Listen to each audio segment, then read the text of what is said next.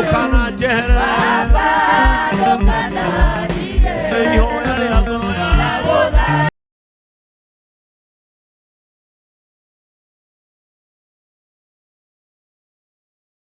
Yokana jere Papa yokana From the moment that praise the name of the Lord. Hallelujah. Praise the name of the Lord.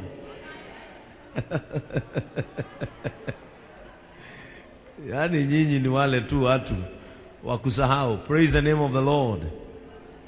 You say he is merciful, he is marvelous. He is an everlasting God. He has done so much for me that I cannot tell. Amen. My name is Bishop Ben. Nataka nione ni wangapi tuko nao wageni leo. Kama wewe ni mgeni mara ya kwanza yako kuja katika ibada ya Wednesday, ya Wednesday. Kama ni ibada yako ya kwanza, wow. Nataka wasimame so that we appreciate them. Kujituma. Are we together? Hata katika mambo ya wokovu kuna kujituma. And sometimes, as the Bible says, offer yourselves as a living sacrifice. There are situations that you have to offer yourself so that God can use you. Lazima ujitoe ili Mungu akutumie. God does not use unavailability. Praise the name of the Lord. God will always use the available. Either it is sharp or blunt. Either it is wise or not wise. Either it is strong or weak. God respects availability. Mungu anaheshimu kupatikana sana. Wakati Musa alijibizana na Mungu, kwa nini mimi unitume? Na niko na Haruni ndugu zangu na vijana wake na wanaongea vizuri. Mungu alimwambia mimi nakutumia kwa sababu ni wewe umepatikana. So sometimes if you want to serve God and you want God to use you, offer yourselves to God. Ili akupate ya kutumia kwa sababu wewe ndicho chombo ambacho kinapatikana.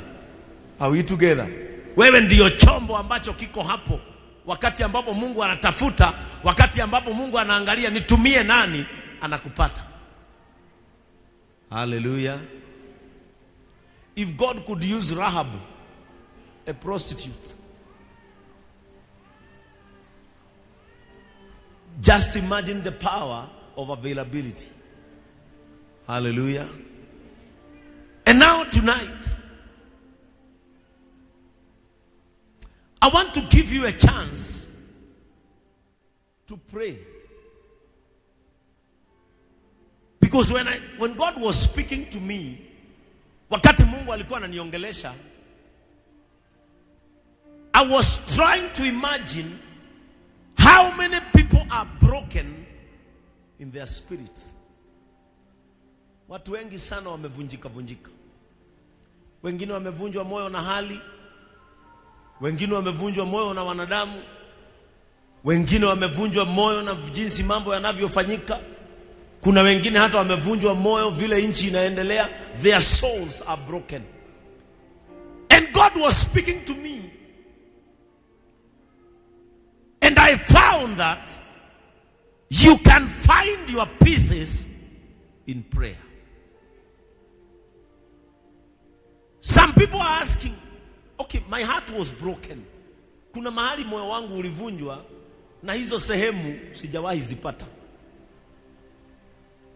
Kuna watu leo katika moyo wao walivunjika na sehemu zikapotea. You can recollect yourself tonight in prayer. You can collect your pieces tonight through prayers. Zile sehemu zilivunjika za moyo wako unaweza kujiokota. You can find yourself again. You can find your purpose again in the prayer. It is through prayer that you can genuinely heal. You know, sometimes you go and talk to people na unafikiria hawa watu walinivunja moyo, lakini wacha niongee na wao. Katika kuongea unakosa kupona. Kuna wengine walikuvunja moyo, ukijaribu kuwatafuta muongee hawapatikani. Na kuna wengine walikuvunja moyo na wakaenda as if nothing has happened. Praise the name of the Lord. Wengine walikuvunja moyo and they walked away as if nothing has happened. And as a Christian, you cannot live in hate, because we are not called to hate, we are called to love. We are not called for grudges. We are not called for revenge. We are called to forgive. How can I do that easily? You can collect your pieces in prayer. No, urogote sienyo siya kumahoa ine. Sienyo siya goro yaku. Sienyo siya thayo waku. Sienyo siya kwemena. Because someone invalidated you. Wakasema haufai. Ukaondolewa katika sehemu fulani za maana katika maisha yako. They broke your spirit. Ndani ya moyo wako ulikuwa umehimizika, niko na safari ndefu ya kwenda na nitaweza. But along the way you found some people who do not care about your spirit, who do not care about your heart, who do not care about your emotions, who do not care about your feeling, and they broke your spirit. Wakavunja moyo wako, wakavunja ile moral ilikuwa ndani yako, na kutoka hapo ukaanza kurudi nyuma, ukaanza kudidimia, ukajipata chini. And the source was a human being. Maybe the source was a family member. Maybe the source was a close friend. And they broke your spirit. You know, some people are not strong. So wakati tu umeambiwa kitu kidogo, unavunjika moyo. Moyo wako unainama. Some people ukiwauliza, what made you to stop going to church? Watakwambia, a certain person, a certain pastor, a certain bishop made me to leave the church, but I didn't leave God. If you love God, you have to love the church. You have to fellowship. Lakini yote yalitokana na kuvunjwa moyo. Jioni ya leo nataka tukiingia katika maombi, ujiokote, collect your pieces. Because the pain does not belong to them. The pain was left for you. Katika moyo wako unajua kwamba mahali nilifikishwa, mimi niliachiwa uchungu. There is power in prayer. A power to mend whatever that was torn. There is power to build back whatever that was destroyed. And the only way we can do that is to collect our pieces through prayers. There is power of restoration in prayer. Kuna nguvu ya kurejeshwa tena. Some people cannot even find themselves. Wanajiuliza katika mambo ya kiroho, where am I? Wengine wamepotea katika mambo ya kiroho na hata mambo ya kidunia wamepotea, wamechanganyikiwa. Huyo mtu amezubaa kiroho na kimwili. You can recorrect yourself back. Some people are like, Bishop, I'm lost. I don't know where I am. I don't know where I stand. I don't know my position. Let me tell you, when Jesus found that the disciples were lost, he taught them how to pray. Na akawaambia, wakati wowote semeni, Baba yetu uliye mbinguni, jina lako litukuzwe, ufalme wako na uje. He wanted to show them the power of prayers. Na ndio maana akawaambia, kesheni mkiomba ili msije mkaanguka katika majaribu.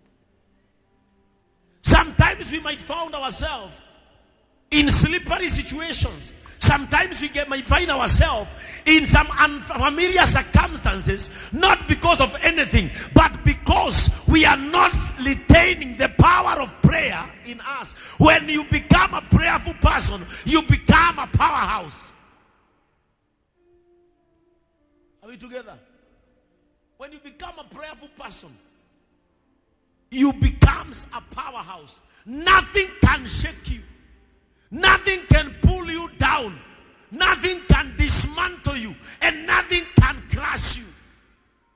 Because you have the power in you. And as I normally say, ninavyosema zaidi sana hapa, it is only by prayer that you can connect with the supernaturals. If tonight you want to bring some foundations down, it is through prayer. Kuna misingi haziwezi letwa chini na sifa. Kuna misingi haziwezi letwa chini na neno. Kuna misingi haziwezi letwa chini na ushuhuda. Hizo misingi huletwa chini kwa maombi. When you gather your pieces in prayer and you recollect your whole soul, unarudisha moyo wako, unaokota zile pieces kwa Kiswahili, vipande. Ukiokota vipande na useme ya kwamba yes, nilivunjwa moyo, yes, nilisemwa, yes, nilifukuzwa, yes, nilikataliwa, lakini nimejua ndani ya maombi ninaweza kuokota vipande vyangu. Uokota vipande vyako pole pole. Kama ni kufunga na kuomba, enda okota vipande. Mtakapokutana na wao, wataona kiumbe tofauti, wataona mtu tofauti, kwa sababu haukuanguka mahali walitaka, kwa sababu hukuketi mahali walikenda. Wewe uliamuka ukasema, I know they dismantled my heart, but through prayers I can collect back my pieces. Weka moyo wako pamoja, wataona umesimama. Ndani ya maombi kuna nguvu ya kusimama, na wale watu huomba usimama tena. Collecting back your pieces. Unajua kuna watu wanakuvunjanga moyo wako na wanatupa hivyo vipande. Praise the name of the Lord. Kazi yako ni kujua ya kwamba hapa nilivunjika moyo. Nilifika hapa kibiashara, wakanivunja moyo. Anguka katika magoti, anguka katika maombi. Kama hujui jambo lingine lolote katika wokovu, jua kuomba. Kuomba utajikusanya, na watakapokutana na wewe watasema, na kweli huyu mtu amesimama tena. Siri ni gani katika maombi? Okota vipande vyako. Collect your pieces in prayers. Hata usishughulike mahali walikuvunjia sasa. Sasa shughulika na vile utaviokota. Anza kuviweka pamoja. Anza kuzishona pamoja. Na kwa imani maandiko yanasema kwamba lolote mtakaloitisha katika maombi, mtapewa mkiitisha kwa imani. That means ukienda kwa magoti na uambie Mungu, I am building my heart back. Ninajenga moyo wangu tena, kwa sababu maandiko yanasema kwamba hiki ndicho kikao cha Mungu wetu. Kama ndicho kikao, wacha kufanya kiharibiki, wacha kufanya vipande vikosekane. Sasa anza kuvijenga pole pole. Rebuild in secret, and you shall be revealed in public.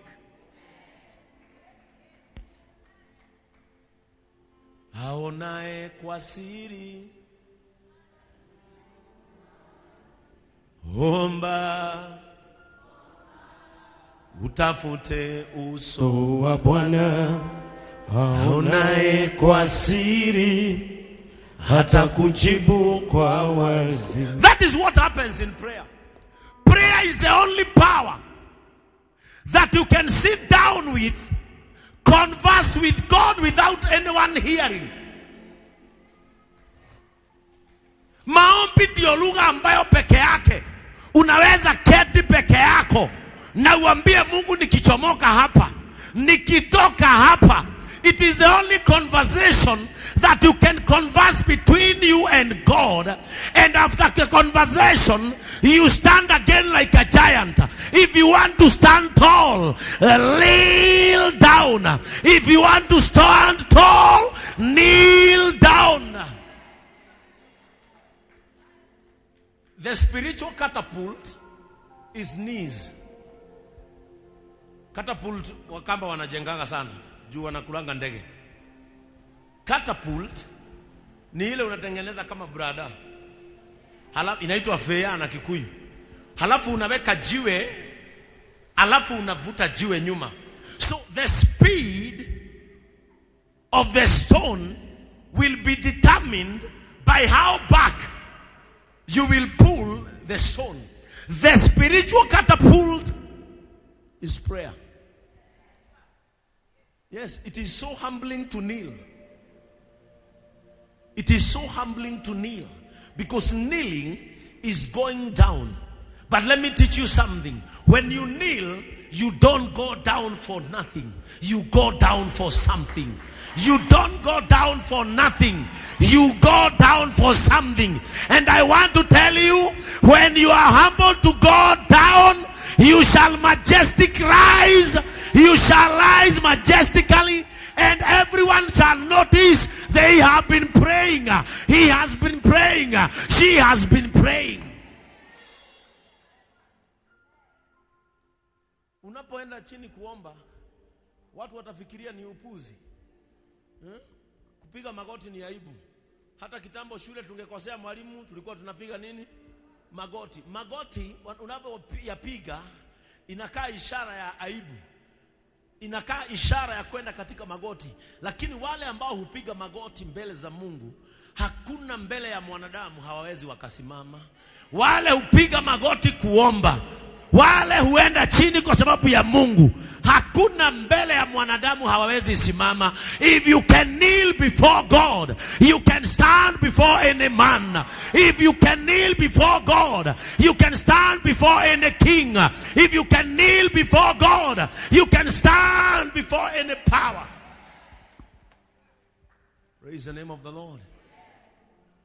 Unapookota vipande vyako katika maombi, watu wengine mnaona hapa wangekuwa wamekufa moyo kitambo. Ni vile walijua siri. Nilivunjwa moyo, vipande vikapotea, but I can find my pieces back in prayers. Praise the name of the Lord. Some have gone through rejection for a long time. Their heart is in pieces.